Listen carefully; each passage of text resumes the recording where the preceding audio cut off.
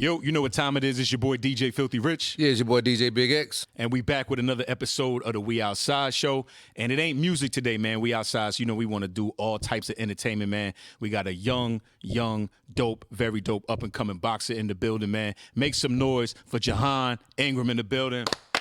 Hey. Let's go. What's good with you, dog? What's up? Coolin', man. So, tell us your story, bro. I know you out here making waves. I see you on the gram going crazy, man. So tell the people, what weight class you're in, where you're from, how did you get started with boxing? What's your story, man? I fight 130 and 135. I'm originally from Winston-Salem, North Carolina. I reside in Vegas right now. Oh, you live in Vegas? Yeah, I live in Vegas now. That's where you supposed to be? Yeah. You know, that's like the boxing capital in the U.S., so yeah, I make a lot of noise in Vegas. Now, how long you been boxing? All my life. I started when I was around 6 or 7. You started boxing at 6? Yeah.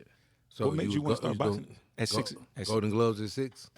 Nah, I wasn't competing yet. Okay. I didn't start competing until I was like 14 or 13. Okay. But to answer your question, my mom, she put me in it because when I was young, I used to get picked on and bullied a lot. So, you know, I always be fighting. Because you light-skinned? Because they be fucking with us because we light? You know how to like y'all niggas some haters. I'll be sure. Yeah. Niggas like him, man. Yeah, I was light-skinned, small. I was always the smallest in my class. I was always late to bloom. And then, you know, I was a little chubby and stuff. So, you know, she put me in there, learn how to defend myself. So, you know, it just took off from there. So did you automatically, Jack, when you first got into it, did you automatically take to it, or was it something you had to get used to and start to like, or were you like, nah, I like this? Nah, I was made for it. I was already took to it right when I got in there. Okay, dope. So your first experience is what? She sends you to the gym? Yeah, she took me to the gym. From what I remember, you know, I started boxing. I know I had Coach Ron and Coach Whitaker. Them was my first two coaches. And they always said it since then that, you know, I had that gift. That's dope, man. So, all right, so you said you're 6 when you first started, right? Yeah. And this is back in Winston-Salem? Yep. Okay, so you're boxing at 6, you're a kid still. So are you sparring at 6? Oh, yeah, I actually still got some little old videos on YouTube. For real? From when I first started boxing. And I was doing sparring and stuff. It wasn't nothing intense, you know, that was just me really just getting into it. And then, you know, that was at 14th Street Rec, and I was off and on with it for a little bit. And then when I started competing when I was like around 13, that's when I got back into it. So the bullying it stopped, I'm assuming. It was 50-50, you know, everybody, but I still go through it today. You know, people on Instagram and stuff say crazy stuff. So For real? Yeah. Like, so it's like the cyberbullying. Yeah, just cyberbullying stuff. Like, me and Javante, we spar a lot, so I said a comment that they took wrong in an interview, and like a lot of people from Baltimore was like hitting me up on Instagram and stuff, like bashing me and stuff about that comment. So it's like little stuff like that. So you still go through it in the everyday life. You know, I'm pretty sure people don't be saying stuff about the podcast and stuff like that to you. Yeah, we love it. We love to hate though. For sure, yeah. You need it. We need the energy. Hate make it real. They took out of proportion because they was like, because you know right now everybody talking about Javante, Shakur Stevenson, and Devin Haney. So they was talking about like skill wise, and I said out of Shakur Stevenson and Devin Haney, they the better two boxers than Javante, because Javante don't really box. He a power puncher. You know, he coming inside to hit that big shot. So when I said that, they took it like, oh, I said he can't fight at all. Right. But really, I was talking about like with the boxing ability, being able to fight from the outside range and the piece Technique. up. Yeah, use a lot of technique. Yeah. So what's your technique? You inside or outside fighter? I'm versatile. I do everything. So what would you say would be your best shot? Every shot. That's that boxing cockiness. You got to have that. I mean, I done like people out with every shot. So but what I'm saying, like you know, like if as a boxer, you know, like even with Floyd, he know his jab and with his movement, his technique is really like that jab. Like he'll catch you with that jab. I get what you're saying. Everybody's technique good, but it just depends on how your opponent is. Okay. Like you might me and you can be. It differs per boxer. Right, per fight. Me and you might be in there and you like to leave your right hand down a little bit, so I know most likely I'm gonna catch you with a hook and put you out with a hook, or you might like to leave your left hand down, so I know the right hand gonna catch you. Right. So it just depends on your opponent. So now let me ask you this: Who are you studying? Because I mean, all boxers study somebody. So I study everybody. You know, I look at some of the old school, some of the greatest. I studied Floyd, Sugar Ray Leonard, Sugar Ray Robertson, Mike Tyson a little bit for my inside work, Gervonta for my inside work. You know, I study every boxer, even boxers that's under me. I still look at them because they be doing stuff sometimes that I don't be doing. So being that you like the 130, 135 range, do you ever just sit and watch the technique of a heavyweight outside of just like, I know we watch Tyson because he's a known boxer, but like a lot of other heavyweight fights, being that you're in a different weight class. I look at Anthony Joshua, Deontay Wilder, Usyk. I look at all of them because everybody do something that you can learn from. Right. That's why I asked that, because a lot of times being in your weight class, a lot of people don't see the importance of looking at heavier fighters. See, I like to look at them because, you know, heavyweights, most of the time is one punch and they out. Right. So I be looking at that technique they be doing to throw that one shot to put people out. You think you're a one-shot man? Yeah, I got that ability. Okay. So what is it like? Because you threw that name out there, so a lot of people don't. For the people in the audience who don't know boxing, right? You said, yeah, so I sparred with Gervonta, and then I made this comment. So we're talking about Tank, right? Yeah. So what is that like, even sparring with people like that? Because I want to get to who you really be sparring with, but I want to take it in levels. So you get in the ring and you sparring with Gervonta. Is it something like it's just another guy? Yeah, it's something like another guy. You know, I don't. Now when the first time I sparred him, I was still a kid. I was like 16 or 17 when I first sparred him back in Baltimore. So, like, at that point, you know, I ain't made no noise in a professional game yet. So I'm looking at him as, you know, still one of the best because, you know, he was making noise. So it was different then. But, like, recently, like, when I be working with him, it's like he an average dude to me, you know. Yeah. You know, I feel like we about there almost at that same level. So I don't look at him no differently. Okay. And then, so your claim to fame is, you know, you get to spar with the GOAT, right? So you get to spar with Floyd. So how did you even meet Floyd? And how did you even get to, really, I want to take it back. How did you get to Vegas in the first place to even get to that? So we took a big family vacation to Vegas, you know, me, mom, dad, cousins, aunts, and stuff like that.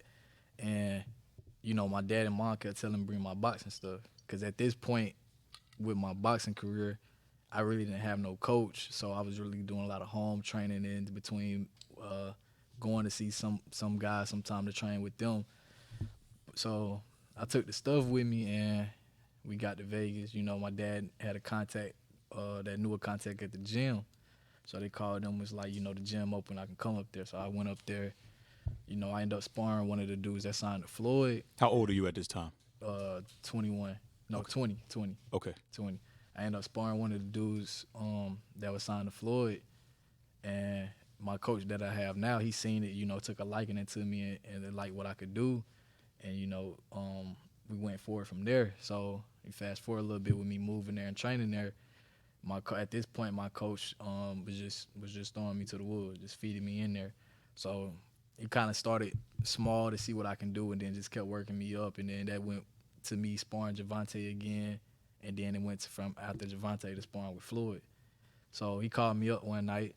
It was like 1 in the morning. He called me up, talking about let's go work out. So, you know, I'm like, you had already been around him at this point? Nah, I haven't been around him. This is your first time? This is my coach calling me, not Floyd. This is my coach. Oh, okay. Yeah, so he calling me like, you know, let's go work out. It's like 1 in the morning. At this time, I'm staying right across the street from the gym, so he always called me a lot of times because I can just walk right over. Mm. So I'm like, hey, it's late, but I'm like, all right, cool. So, you know, I can get my stuff, start walking over there. And as I'm walking over there, I see like the parking lot packed. It's packed. So I'm like, you know, what's going on? Because the parking lot packed. Walked in, see Floyd in there, and he like, yeah, you sparring with Floyd. Wow. What is? Hold on, bro. So what is that like? Right. Because he ain't even prepare you. So yeah, he ain't prepared me. So what's going through your head? Like, I'm like, damn, I wish you told me. Like, I would have been more prepared if you told me. My mindset would have been, I mean, I obviously, physically, I wouldn't have been prepared because it's Floyd. Mm-hmm. But mentally, I would have been prepared because I would be like, okay, today I'm sparring with Floyd. Yeah. But just saying it out the blue, I'm like, dang, like, you know, I ain't scared, but I'm nervous. You feel me? Like, yeah, your coach a terrible nigga for doing that, bro. That's terrible, right. man. Terrible for that one. Nah, that's dope, though. So what do you think that it was that, or did you find out later, like, did he request you, or did your coach like, yo, man, you got to see my boy, yo? Like, how did you feel like that came about? So normally how my coach do with Floyd, because my coach is one of Floyd trainers too. when Floyd getting ready for fights or exhibitions or whatever, Floyd tell him like he want guys this size, this height, this stance, and my coach would get him and bring him to him. So basically that's how it went. But I know he always was telling him, he was telling Floyd about me and stuff. So we did the sparring session and stuff, and ever since then, he always took a liking to me since that day. That's and dope. then for that, because I know for that when I think he was getting ready to fight Don Moore for the Dubai exhibition he had, and he said he liked me so much he made me the main sparring partner. I was the only one that sparred him that whole count. What does that do to your ego at 22? It was good, man. It boosted it and then brought it down because it's Floyd. Like I have days where I get the best of him, but then he'll come back and like really show me like you can't really fuck with me like that. So being in the ring with him, right? There's a lot of hype, and we've all seen Floyd. Like we all fans of Floyd in that ring. Being in the ring with him, he's really him, huh? Oh yeah, definitely. Like, yeah. So do you feel like? Actually, my question is, what have you learned from him?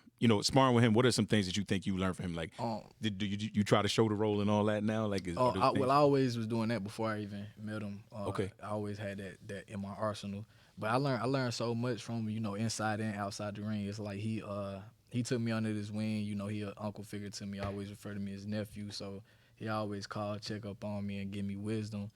And it could be with boxing, or it could be outside of stuff with boxing, or it can be business side that's related to boxing. So, I learned so much from him, but I learned a lot with boxing. But the main thing I learned from him was because a lot of people don't know, only had 12 amateur fights. Most fighters, they have like 80 to 100 amateur fights before they turn pro. So they got that experience. So I never had that experience. That's why I always say I got a gift, because I be, beating up and competing with dudes that got all that experience. Pop it, champ. Yeah, so the accolades. Yeah.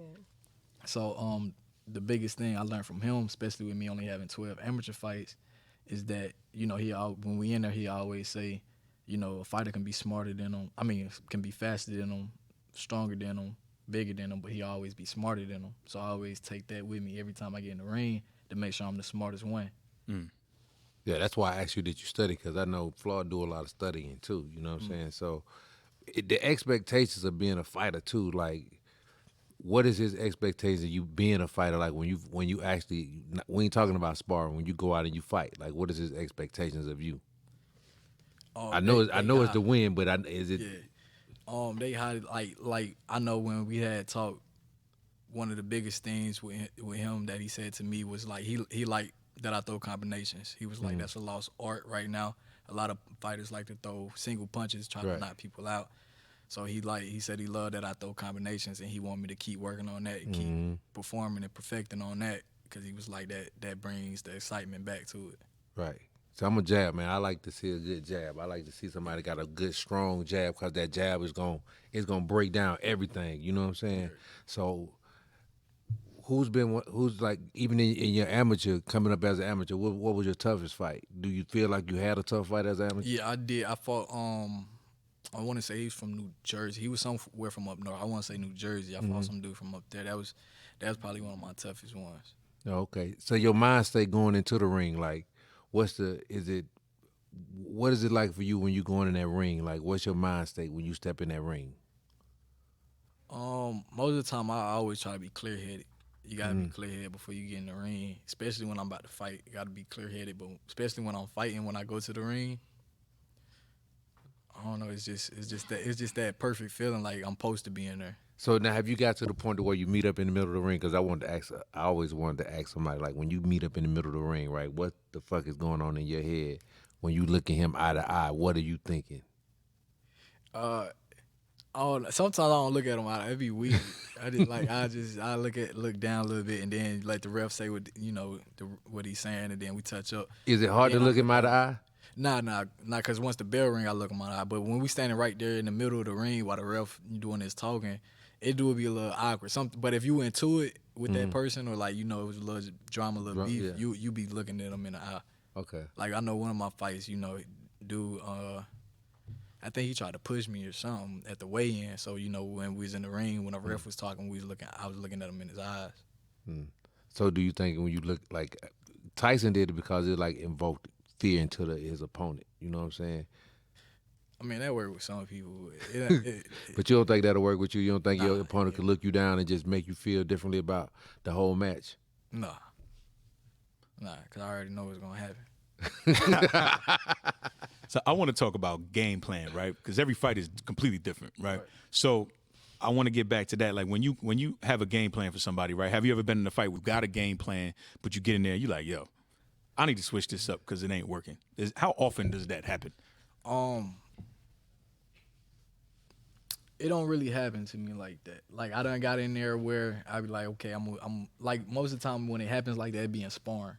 So when we in the gym, because I might be like, I'm about to work on just this, and it's not really working on them. And I know what it can work on them, but I'm just trying to focus on this. But in my fights, I don't have that problem because I'm able to switch my style up. Like I said, that's why I study a lot of different styles. I got that ability to be able to mimic different styles. So if I'm in there doing something that I feel not working, I'm able to switch it up. I might be trying to box them from long range that ain't working, so I know, all right, I'm going to try to take it to the inside, see how that works. If that don't work, I'm going to go mid-range.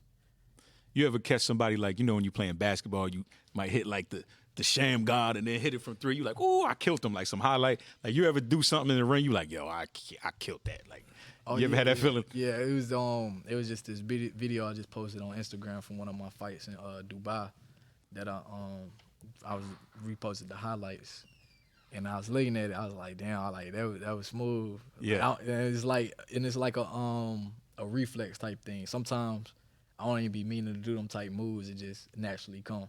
Yeah. So one thing I did see is, so the story is, right, there was Floyd had a security guard that was boxing somebody and dude knocked him out. Yeah, that's the one I was just talking about with the Dubai. So that's him. I fought him in Dubai. So was that like a revenge? Like, yo, I'm gonna get him for you, Floyd. Like, was it that type of thing, or you just happened to fight the same dude? It was 50-50. It was like a revenge thing for the money team, but it was also a revenge thing for them because the way it got set up for me to fight him was one day Floyd called me to the gym to come spar somebody, and I sparred somebody that was from Japan that was kin to him. So I put hands on him. So it was like, they got that kind of that warrior code over there. So it was like he wanted I must to get avenge revenge. my brother. Yeah, he wanted. So it was like revenge on both ends. Dope. So dude got knocked out, and then you end up fighting him. You knocked him out? No, I ain't knock him. Okay, so it went the whole time. Yeah, it went the whole thing. Okay. See, I like knocking people out. Like all my fights, because that was an exhibition. All my real fights, I got knockouts on all my real fights. Everyone. But but before that, I knocked them out. It was like I like to punish people. That's my. That's what I was gonna ask you as a boxer. Like Floyd, I know a lot of times it's crazy. Yeah. But this is what I'm saying. I know fighting with Floyd, and I'm a Floyd fan. I watch him when he fight. Right, he can actually knock some of the people he fight out, but he'll actually sit there and really go 10, 12 rounds just to punish the boxer. Like he will actually beat the shit out of him for 4, 5 rounds after he could have knocked him out in like round 7 or 6. Yeah, that's what I'd rather do that and try to make you quit on a stool than knock you out. Why? Because if I knock you out, then everybody be like, oh, that was a lucky punch. Like it's a lot of fights where the dude was getting beat and he just called one lucky punch and end up winning. But if I can beat you up so bad where you quit on the stool, that's worse than you getting. So just out. saying, more embarrassing. So just getting a TK. What is that? Is that a technical or? Yeah, that'd that's be a technical TKO. knockout, right? That's when that nigga from Rocky said, "Throw in the goddamn towel." Yeah, or they make their coach throw in the towel. Yeah, it's like, yo, he don't want no more you smoke. getting beat so bad, like you know that you're not able to compete on me on that level. Yeah. So the TKO is better than a KO. In my opinion, yeah. Okay. He trying but to give the sometimes a nigga CTE. TKO could be just like, okay, he got a bad cut. Like, Yeah. cut Sometimes, so bad, sometimes we had to they do technically that. stop the fight. You know what I'm saying? That's why like a KO. I mean, but a KO can go two ways. Like I got a KO where I came out around, I was piecing them up real bad, boom, boom, and then caught him with the shot and put him down. But then you got some fighters, they come out and then they just catch them and put them out. So it really wasn't no show. I like to put on a show. So that's my whole thing. So you don't like to just come out and just like, let's do it the first round, like, cause I'm pretty sure you get in the first round, the first minute and a half, you feel him out, you know. Right. But have you ever been in a fight where within that minute and a half, you, like he said, you had to go, this ain't what I thought this was. Nah, you don't really. Most of the time when people think that they trying to speed up the process. Right. You know, boxing, it's not, especially once you start going them longer rounds, you can't get in there and just rush it. Now, like at the beginning stages when you fight 4 rounds, then it's quick pace. So you get in there, gotta do your thing. But once you start fighting like 6 to 12 rounds, you gotta take it slow, and then that's really why they be like you feeling people out them first 3 rounds, and then you start picking it up. Right. Because the first 3 is like you really it's the pace, but you gotta have that stamina. Right. Because by that 4th, 5th round, you feeling it. Yeah, because I say like the first 3, that's both of y'all really setting the tempo of like what pace y'all about to go. Because some fighters, you know, they got a higher pace than others, but when y'all both in there and y'all catching each other, you be like, okay, I can't keep up with that pace because he landed big shots that's gonna slow me down. So what taught you how to fight? Because I'm saying how tall are you? I'm 5'5". So you ain't a tall fighter. So how you fight a taller fighter? You got to get up under him. Yeah, I gotta get up under him, but I can crack though, so it don't be hard to fight taller fighters. I can crack. So what is the mental preparation? Because everybody automatically just think about the physical, but the mental is almost more important than the physical, right? Mental way more important. Yeah. So what are some things that you know, the mind game? What is the mindset? It's a process. It's a process. Cause especially when you training, getting ready for the fight, you know, the counts don't be easy. Counts be hard. So, you know, the working out part is really easy. It's just the muscles that break you down and make you feel like the working out part is hard. Cause you know we go through a lot. We drain our bodies. You know, we be starving, especially when it's like a week to the fight. You know, we don't be eating. You got to cut weight. Yeah. So Are you fasting or are you just doing it just like what is? Well, you got to cut weight. So right. So it's a little bit of lose weight, fasting. okay. You know, you still got to eat and drink a little bit, or you know your body gonna shut down. So, but it's like real small amounts. And then most of the time, like 2 days before the fight, we won't eat nothing or drink nothing at all. Especially if we have a couple of pounds over the weight. That's what I'm saying. Like mentally, you got to be mentally tough to do that. What keeps you motivated? Like you're not at the point where you're making millions and millions of dollars. So what is it? Oh, just the love for it. Just the love for it. Yeah. Like, And when- you know, the money gonna come. Not having the money at the beginning, you know, it sucks. But you know, that's part of it, because you know the first reason you got into it is because you love it. Yep. You know, you ain't gonna keep doing something you don't enjoy. And that's what I'm gonna say. What, like, how do you keep that passion? Like, what keeps you going? Is it? I'm sure it helps that you get to spar with Floyd Mayweather, helps, but you know I what mean, I mean. it's just me wanting to make my mark in history. You want to be the greatest. Yeah, especially coming from, you know, I think North Carolina might had two champions maybe, but especially from my city, and you know, it's not really nobody big except Chris Paul. Yeah. Paul really the only one that made it out from my city. So, you know, putting that indent, that mark, you know, just like how y'all got the trap museums and all that here. Like I want museums back where I'm from with me in it. That's right. Got to have the statue out And there. is that something you want to be known for? Because I know a lot of times when you come up under somebody who has a big name, you know, to get you to the point where people notice your name, what is something that's important to you that you want people to see you for you, even outside of you working with Floyd? The biggest thing is that I want people to see outside of boxing is from me is bullying. You know, I stand strongly against bullying. You know, since I was a part of it, I had to go through it. That's what got me into boxing. So I want to voice my opinion on bullying. So I want people to also see me for that outside of boxing. Okay. So Yeah, you're 'cause I feel like advocate- making your own Wrestler. name is very important, because at the end of the day, when you no matter what you do, you get to a certain point because you want to get noticed, obviously, but you want people to know, okay, I'm making my own name, even though I'm associated with this name as Right. well. Yeah. So what would you say to, you know, because that is something that's important to you, right? So do you have any kids? Nah. Okay, so take your time. What would you say to kids that are getting bullying? Like, what is some advice? Like, what are some kids? You know, some kids just they not going box. You know what I'm saying? Or they're not brave, or they don't have a heart. You know what I'm saying? Or just they don't have that yet. Like, what is something that you could say to those kids? Like, what is some advice that you would give them to stand up for themselves? You know, it'll always be hard to say the right thing because, you know, bullying it can be done in so many different forms. You don't actually know what part. I know what I went through, so I know how to speak on what I went through with my bullying. But, you know, it could be something totally different from what I went through. So I'm not really sure exactly what I say. The main thing I can say, though, is that, you know, you got to always keep pushing through it. You know, tough times don't last, tough people do. You know, and I went through it. You know, I was tough, so I lasted through them tough times. So that'll be the main thing I say, you know, and I always speak to somebody because I didn't speak to nobody really about it when I was going through it. I just held it in, balled it in. And, you know, I ain't going to say I wish I didn't do that because I probably wouldn't be who I am today if I didn't hold it all in. But if I did let it all go out, like talk to somebody and got help with it, it probably would have been a different route from the stuff I went through. Yeah, I want to actually shout out to your mom because you're saying she's the one that put you in boxing. It was your mom, right? So I think family is important. You actually said your family a couple times. You said you and your family went to Vegas and all that. So how important is it to have your family in your life and your career? Because, you know, again, a lot of people, like you see a lot of boxers like, niggas, the best nigga out there right now, like his mom. We already know how she get down. So, you know, how important is family to you and your career? Yeah, family very important, especially growing up, because like a lot of people don't know, like growing up, my dad got locked up when I was 2, and he was locked up all the way till I was like going into middle school.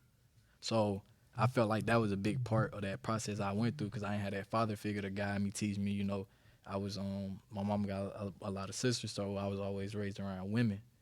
So it was like, you know, I didn't have that no real father figures around me to, you know, to guide me, teach me that way. So, you know, once he got home, you know, the family got together and stuff. So it, you know, it made me feel better as a person, you know, to have my dad back in my life, you know, and that changed a lot of how I looked at on life and stuff.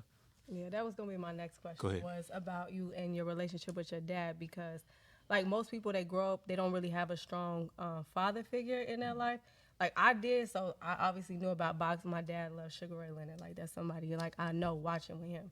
But just watching people like grow up in this day and age and just seeing people have to find their own way into, I guess, masculinity and finding their own purpose.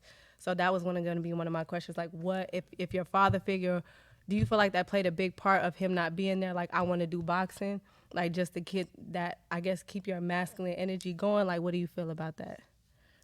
It definitely played a big part with him not being there, but you know, like I said, I wouldn't change anything because it ain't no telling if my dad was there the whole time. You know, I probably wouldn't be in the boxing. Y'all probably wouldn't know who I am. I wouldn't be here today. So Yeah. you know, I wouldn't want to change the path for that. But it definitely did take a toll. I know it definitely would have went differently if I just still had my dad in my life. Yeah, so that's why I said that, because I wanted to like basically shine a light on people being inspired by your story, because like my dad, my son and his dad being like we don't live in the same place. The first place I actually took him was the Mayweather boxing in Atlantic Station, but he has to be a certain age to do it. But just to shine light so people can find different avenues to, I guess, express themselves and then kind of not live vicariously through you, but just to understand your story, and there's different avenues you can take other than just accept what situation that they're in. For sure. So what about business, man? Because you're around a lot of money. You're around the money team, so I know you see a lot of things. What are some things that you learned just being in that atmosphere as far as business, handling money? Just the bread. Like, what are you learning about? Man, like I said, you know, Floyd talked to me a lot about stuff outside of boxing, and most of the time, the stuff be outside of boxing. It be about managing money, you know, ways to be able to make more money, invest my money and stuff like that. So, you know, I'm always getting great guidance from him. My mom, my dad, you know, they always give me great guidance with how to handle my money and stuff like that. So, you know, I'm learning a lot, especially with the business side. You know, my mom and dad, they help me with the business side. Floyd helped me with the business side. And the main thing, especially from being around Floyd, that I did learn was with business is don't let your feelings get involved with business. Which is kind of hard too. Do you feel like your feelings get involved? At the beginning, I did. Okay, what did you feel like you struggled the most with when it came to business? I was feeling like I deserved more than what I was getting, even though I wasn't showing my worth. Got you. Okay, that makes a lot of sense, because I feel like you come in the game, you want people to acknowledge you for your worth, but it's kind of like you got to earn your stripes. For sure. Yeah. So what's next for you? What are we looking forward to, man? What's next? I don't know. I'm working on a lot of things right now, outside of boxing and then with boxing. I'm working on some big things too, but I might be fighting in October out in Vegas. So, I'm waiting to hear back to see about that. So Okay. that could be up next. You got a hit list in your head? Nah, not really right now. I don't really have no hit list. Anybody they put in front of me, I'm gonna do what I do and smoke them. Yeah, I like that confidence, man. smoke 'em. I do. I like that confidence, man. What else do you want? Is there anything before you go that you want us to make sure that we shine light on that you have going on? Because sometimes people are like, man, I wish they would have asked me about this. Like, what is something that you want to make sure that we touch on? I don't have nothing really to touch on. I was just here to answer whatever y'all wanted to ask me. No doubt. All right. Well, we appreciate you coming through, man. We thank definitely y'all. going to support your career. And you definitely made a fan today. I'm gonna definitely be watching. Yeah, we're gonna hold you down. I do want to do this before you leave. Two things. We got to play this game. Okay. And I try to pick something young, what I'm saying, for you. But the other thing, this is a radio show too. So when you warming up and all that, and you in the gym, like who you riding to, who you listening to? I listen to everybody, but really lately I've been listening to Sleazy World. He been dropping some hits. Sleazy World Go. Yeah, he been dropping some hits. Okay. Who else? Who else you like? With Sleazy World, I always got right with the Migos. I grew up I'm from the South, so I grew up listening to the Migos. I still bump Jeezy. I walk out to Jeezy a lot of my songs. I mean, for my ring walks. So who's your favorite artist? Offset. Offset. Okay. So how you feel about his new singles? They cool. Fan, you fuck with that? They cool, I feel like that's I fuck cool. with Fan. I like that video. The video Yeah, go crazy. he went crazy, but he did. I liked his style on that one. I rock with Offset. Well, we the coalition DJs. We know some people. We gonna have to call Jeezy, see if he can bring you out in one of these fights, man. listen. Come on, Snow. What's up, man? What's up, Snowman? I also got to shout my boy Street Bud. I be listening to him in the gym too. Listen, man, that's the little homie, man. Shout out to Street Bud. We rock with him since this high. You know what I mean? Dope, man. Well, look, shout out your social media and everything so people can find you. Look in this camera right here. You can find me on Instagram at Ingram J'Hon, or you can Google me at J'Hon Ingram. All right. All right. That's it, man. This is the We Outside Show. J'Hon Ingram in the building. Yeah.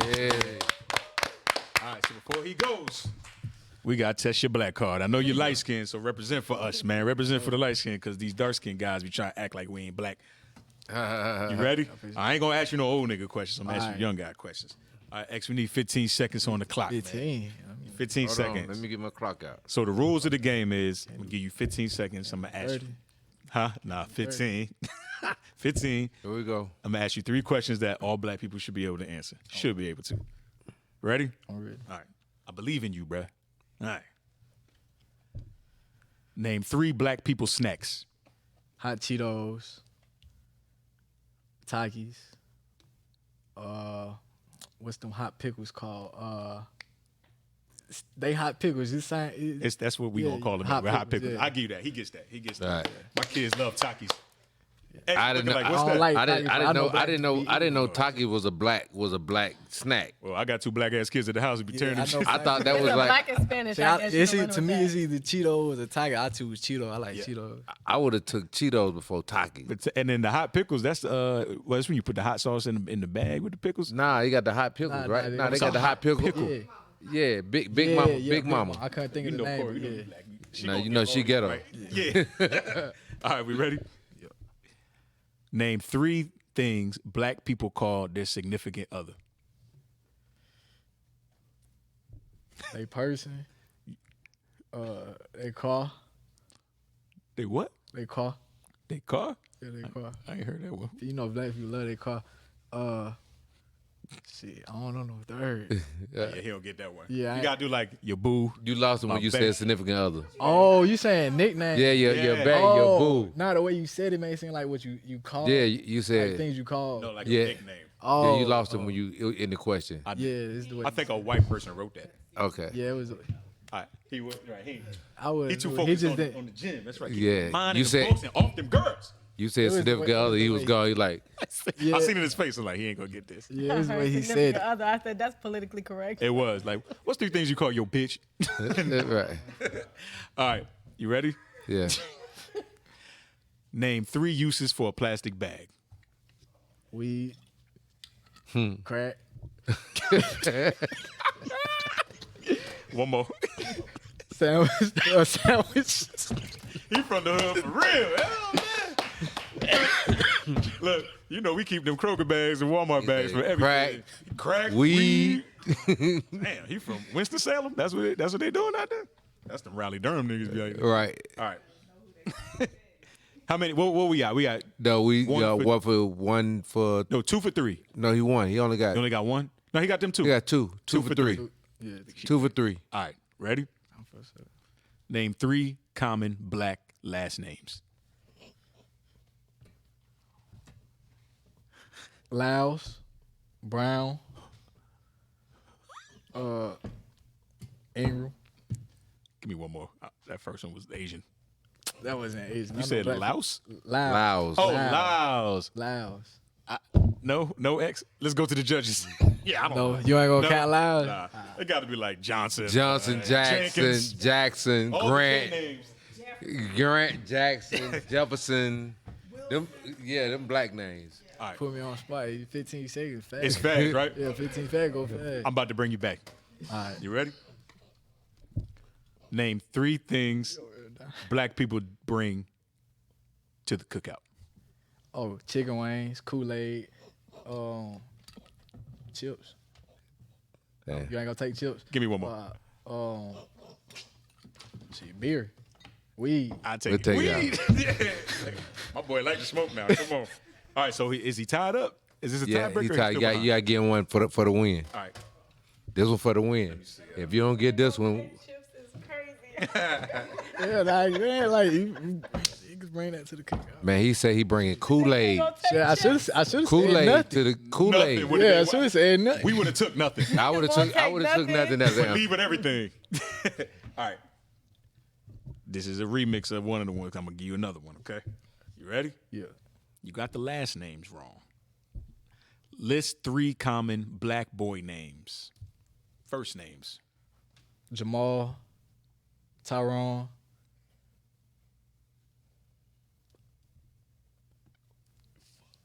Shit, I can't get no. Come on, you got time. You got time. John. Damn it. Y'all ain't gonna take John? They gonna take I would've John? took Michael. So Oh God. that nigga said Toby. Jamal, He said Toby. Jaquan, it's all them J's. You had the Even first Jay. 2, bro. Yeah. I couldn't. There's I always a couldn't. nigga, all his of name them. is Jay. John is a little too Tariq. white. Anything. Damn. Well, on behalf of the light-skinned delegation, you failed us. No. I was halfway. I was halfway. You was close. You was I was close. halfway. You was close. Halfway. Nah, man, it was fun, bros. But Let's give him one more. Just give him one more. One more. let's see. Give him one more. He got to walk out a winner. Let's see. Yeah, because I want you to win. All right. We good on this one. I got you. I believe in you, bro. Come on. Ready? Yeah. Name 3 dishes black people make for Thanksgiving. Banana pudding, turkey, collard green. My dog. He's back.